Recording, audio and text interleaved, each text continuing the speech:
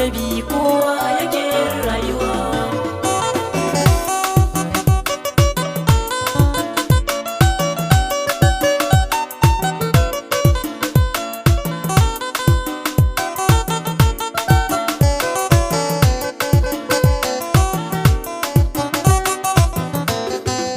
A dalilin annabi kowa yake yin rayuwa.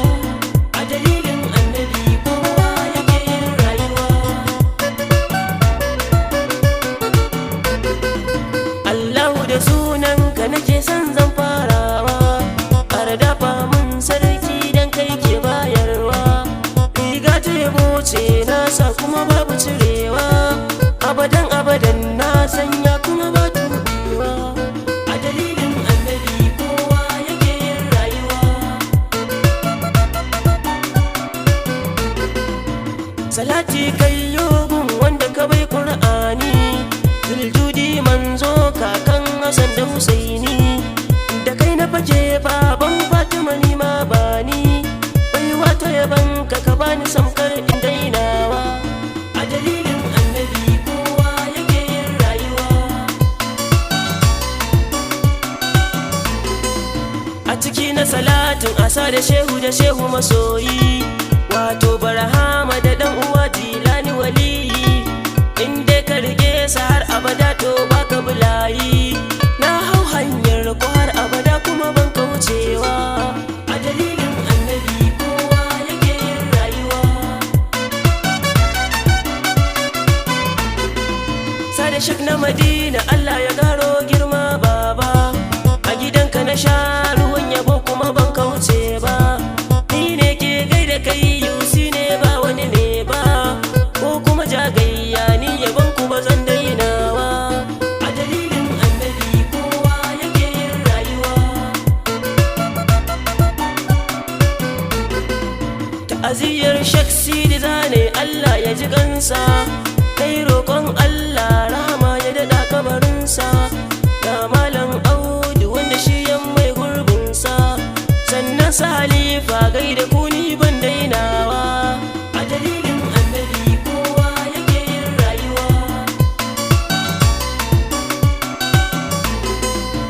Aminci tsira a gare ka ma'aikin Allah, aminci tsira a gare ka aminin Allah, aminci tsira a gare ka wakilin Allah, aminci tsira a gare ka jakadan Allah, aminci tsira a gare ka hukumar Allah.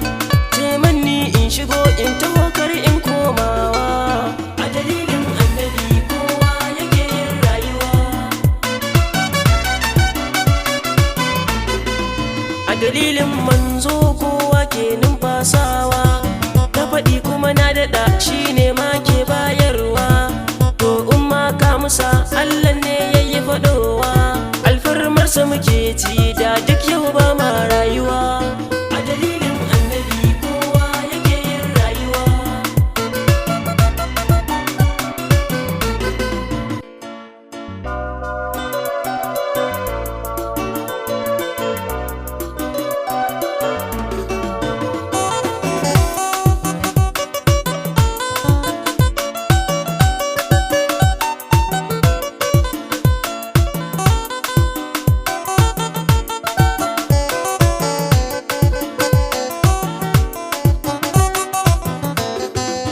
A dalilin annabi kowa yake yin rayuwa. In ba ku sani ba zan faɗi shi ke raba baiwa. Shi ya baiwa Khalid ƙarfin yaƙi ku tunawa. In sahabu sun laifi shi ne mai wankewa. Zunubai na sun yawa ya rasulu a yau shafewa. A dalilin annabi kowa yake yin rayuwa. Kai manzo ya fice haƙuri san babu kamar sa. Ku tuno kafirin nan mai zuba shara a gidansa. In yayyo shara a gidan manzo zai watsa. Manzo ke kwashewa kullum san bai gajiyawa. A dalilin annabi kowa yake yin rayuwa. Kullum haka manzo bai gajiya ba. kwana biyu sai ya ga shara ba a zuba ba, sai ya tambayi sahabu ya yau ba a zuba ba. Sun yi mamaki amsar ce za su yi bayarwa. A dalilin annabi kowa yake yin rayuwa. Bai da lafiya yana gida amsar suka bayar. Rasuli ya kama hanya zuwa ganosa ku duba. Kai manzo ba kamar sa har abada ba za a yi ba. Zance na haka ne ku musa kuma ku yi taɓewa. A dalilin annabi kowa yake yin rayuwa. A dacin zamanin da mata ba su da 'yanci, domin da an haife su ranar an shiga kunci. Binne su za a yi ɗan uwa da akwai jahilci. Da zuwansa Rasulallah mata sun darawa. A dalilin annabi kowa yake yin rayuwa. Bayan haka har haƙƙi nasa ake toyewa, ma'ana in an rasu gado san ba a rabawa.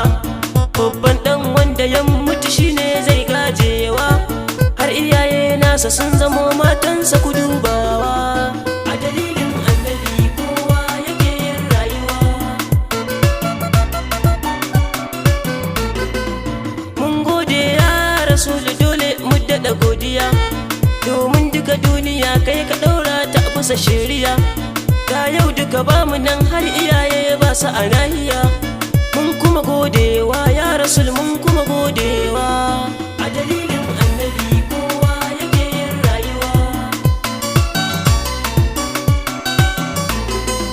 Shi komai ya haɗa kuma shine mai raba komai. Roƙonka nake yi ya annabi kai mini maimai. A ƙara